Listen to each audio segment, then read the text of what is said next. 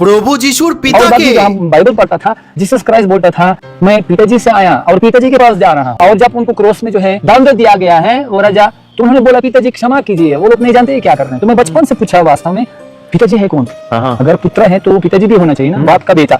और मैं जब भगवत गीता मिला मेरे को, उसमें कृष्ण ने बोला तिशम ब्रह्मा महाद्युनि हम बीज प्रदख पिता, मैं पिताजी हूँ। रुको रुको, पिताजी है? तो कौन पिताजी है? पूरा सृष्टि का पिताजी बोल रहे हैं और बोल रहे हैं सर्वायुनिषु काउंटे मूर्तयः संभवन्ति तिशम ब्रह्मा महाद्युनि हम बीज प्रदख पिता, संपूर्ण योनि मेरा परिवार है।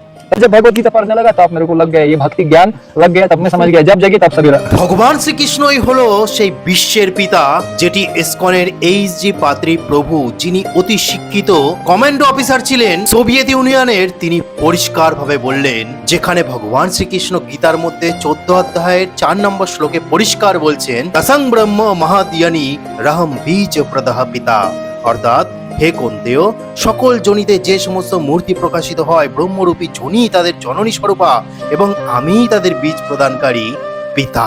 এই শ্লোকে স্পষ্টভাবে ব্যাখ্যা করা হয়েছে যে পরম পুরুষোত্তম ভগবান শ্রীকৃষ্ণই হচ্ছেন সমস্ত জীবের পরম পিতা। তাহলে আমি ভগবান শ্রীকৃষ্ণকে কেন মানবো না? তাহলে এখান থেকেই প্রমাণিত হয়ে যায় প্রভু যিশুর পিতা ভগবান শ্রীকৃষ্ণ, যেটি ইসকনের এইচজি পাত্রী প্রভু বলছেন। তোটা আজকে বলার ছিল। হরে কৃষ্ণ।